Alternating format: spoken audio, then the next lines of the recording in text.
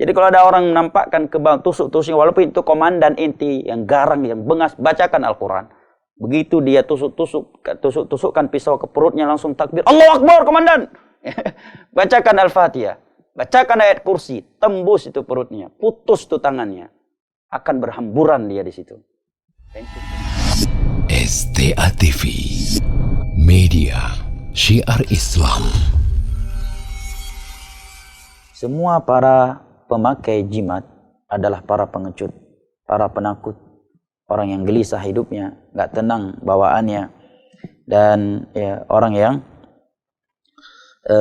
selalu berada di dalam keterpurukan, Apalagi kalau sempat jimatnya itu lupa dia bawa, atau dia membawa jimatnya tetapi ketentuan dan syaratnya lupa dia laksanakan. Nah, oleh karena ya sebagian mereka kalau sedang memakai jimat, masya Allah berani. Ya, coba kalau jimat tersebut ditarik darinya, berani nggak dia makan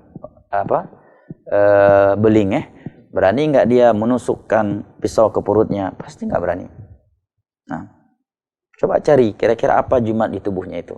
Tarik sebelum dia makan beling. Berani nggak? Atau ketika mereka sedang makan beling, mereka sedang tusuk-tusuk tubuh mereka dengan pisau, antum ambil tawa, bacakan Al-Quran di situ. Bacakan Al-Fatihah, dekatkan tawa tersebut dengan kupingnya. Ya, tembus itu insyaallah, ya.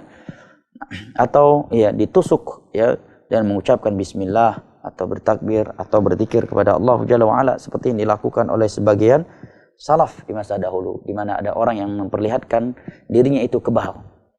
Nah, dirinya itu kebal, maka turunlah seorang pemimpin di masa itu, jika saya nggak salah ingat adalah Abdul Malik bin Marwan.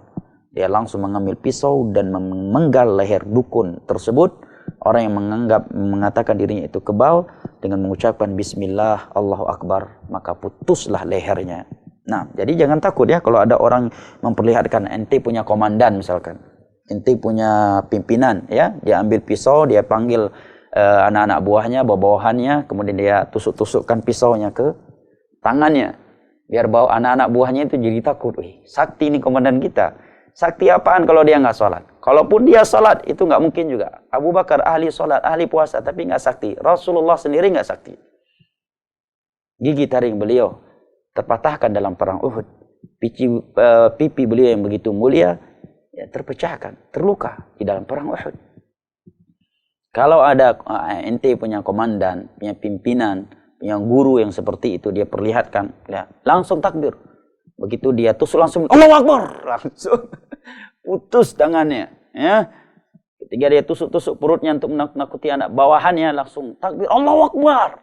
Langsung bacakan Al-Fatihah berulang kali, bacakan ayat kursi, bacakan 3 qul, tembus perutnya itu. Dan Anda nggak kena hukum karena Anda nggak membunuhnya. Kalau dia bilang ini Anda saya nggak bunuh, silakan visum. Saya cuma baca ayat kursi, saya cuma baca Al-Fatihah. Ada nggak undang-undangnya, pasalnya, orang yang membacakan Al-Fatihah, orang yang membacakan ayat Al-Quran, ketika orang lain melakukan, antraksi, ya, sehingga mereka mati gara-gara dia baca Al-Quran, maka dia dihukum, ya, sekian tahun, karena pasal ini dan pasal itu. Nggak ada di dalam KUHP.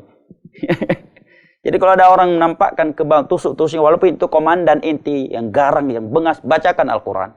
Begitu dia tusukkan pisau ke perutnya, langsung takbir Allahu Akbar, komandan. Bacakan Al-Fatihah, bacakan ayat kursi, tembus itu perutnya, putus itu tangannya, akan berhamburan dia di situ. Dan itu syaitan yang bersamanya. Nggak perlu takut, walaupun dia pakai peci warna putih, walaupun dia memakai sorban sebesar ember Jepang di atas kepalanya, itu dukun, itu bantuan syaitan. Nah, tidak ada ilmu kebal di dalam Islam. Nabi tidak kebal, para sahabat tidak kebal, 4 imam mazhab tidak kebal. Nah, dan ya, mereka tidak punya jimat. Dan seorang muslim yang bertauhid kepada Allah, dia tidak butuh kepada jimat.